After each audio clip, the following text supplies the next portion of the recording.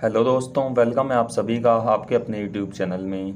साथियों, आज हम आपके साथ डिस्कस करने वाले हैं कि यदि आप एनडीए को ज्वाइन करना चाहते हैं तो उसका जो मेडिकल होता है उसमें क्या क्या करवाया जाता है। और मेनली आज हम बात करने वाले हैं केवल आइस मेडिकल के ऊपर कि जो एनडीए में एयरफोर्स के लिए, नेवी के लिए और इंडियन आर्मी के लिए जो कैंडिडेट की आंखों का मेडिकल होता है वो कैसे होता है और चश्मे वाले कैंडिडेट्स को इसमें अलाउ किया जाता है या फिर नहीं। तो इसी के बारे में आज हम आपको बताने वाले हैं। और कुछ कैंडिडेट्स का सवाल रहता है कि उनकी लेसिक या लेज़र सर्जरी हुई भी है तो क्या वे एनडीए को ज्वाइन कर सकते हैं। तो साथियों, आज हम आपको इसके बारे में पूरी जानकारी देने वाले हैं। तो दोस्तों, आप सभी को ये तो पता ही है कि जब आप एनडीए के एग्ज़ाम को क्लियर कर लेते हैं तो उसके बाद आपको एसएसबी के लिए बुलाया जाता है। जब आप अपने एसएसबी इंटरव्यू को क्वालिफाई कर लेते हैं तो देन आपका इसमें मेडिकल टेस्ट लिया जाता है। तो इसके मेडिकल टेस्ट में एक स्टेज आती है आपकी आइज़ के चेकअप की, यानी कि आपकी आइज़ का इसमें मेडिकल लिया जाता है। और जो भी डिफेंस एकेडमीज रहती हैं अलग अलग, उनमें आप सभी का सिलेक्शन होता है, जैसे कि नेशनल डिफेंस एकेडमी हो गया, नेवल एकेडमी हो गया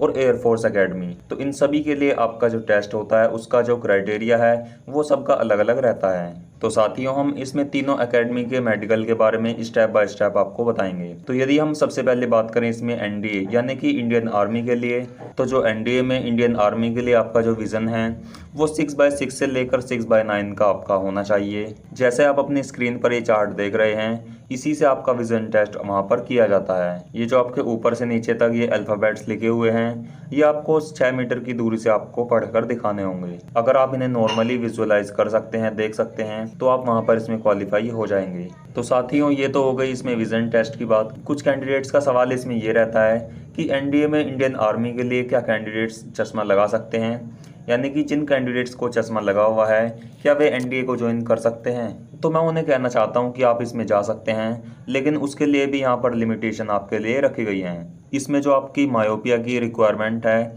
वो आपकी -2.5 डायोप्टर से ज़्यादा नहीं होनी चाहिए। अगर आपकी -2.5 डायोप्टर तक आपका मायोपिया है तो आपको इसमें कोई भी दिक्कत नहीं होगी, आप इसे आसानी से ज्वाइन कर सकते हैं। और जो हाइपरमेट्रोपिया की रिक्वायरमेंट है वो आपकी +3.5 डायोप्टर से ज़्यादा नहीं होनी चाहिए। तो साथियों, ये आपकी एनडीए इंडियन आर्मी के लिए रिक्वायरमेंट यहाँ पर रखी गई है। इसके बाद सेकंड हम बात करते हैं इसमें नेवल एकेडमी की, यानी कि अगर आपने एनडीए का फॉर्म भरते समय नेवल एकेडमी को प्रेफरेंस रखी है तो इसमें जो आपका विज़न है वो 6x6 से लेकर 6x9 तक होना चाहिए। जैसा कि आप अपने स्क्रीन पर चार्ट देख पा रहे हैं, ये आपको 6 मीटर दूर से खड़े होकर विजुअलाइज होनी चाहिए। नीचे की 2 लाइन अगर आप सही से देख पा रहे हैं तो आप वहाँ पर इस टेस्ट में पास हो जाएंगे। और इसमें यदि हम बात करें मायोपिया की रिक्वायरमेंट, इसमें -0.75 से ज़्यादा आपकी नहीं होनी चाहिए। और यदि हम बात करें हाइपरमेट्रोपिया की, तो आपका जो हाइपरमेट्रोपिया है वो आपको +1.5 डायोप्टर से ज़्यादा नहीं होना चाहिए। तो साथियों, ये रिक्वायरमेंट आपकी नेवल एकेडमी के लिए रहने वाली है। इसके बाद यदि हम बात करें एयरफोर्स की कि एयरफोर्स में आपका जो विज़न टेस्ट है उसमें क्या क्या रिक्वायरमेंट आपकी रहती हैं। तो साथियों, एयरफोर्स का जो विज़न टेस्ट है वो थोड़ा हार्ड होता है। उसमें आपके जो कंडीशंस हैं, लिमिटेशंस हैं, वो और ज़्यादा इसमें बढ़ा दी जाती हैं। और इसमें जो आपकी 1 आई की पावर वो 6x6 की होनी चाहिए। ये जो आप अपने स्क्रीन पर सबसे नीचे वाली लाइन देख पा रहे हैं, ये आपको एक आंख बंद करके यहाँ पर दिख जानी चाहिए।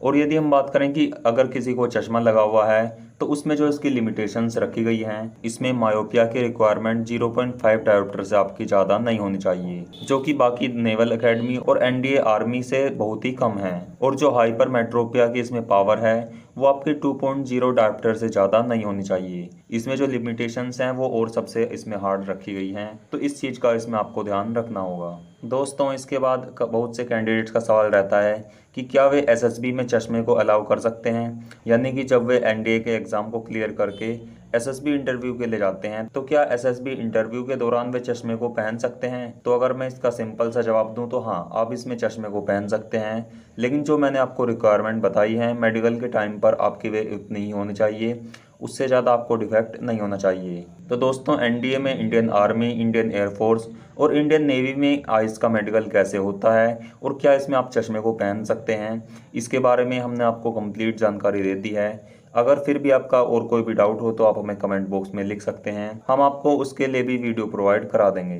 तो चलिए साथियों, आज की वीडियो में केवल इतना ही। फिर मिलते हैं एक नई वीडियो में, तब तक के लिए जय हिंद।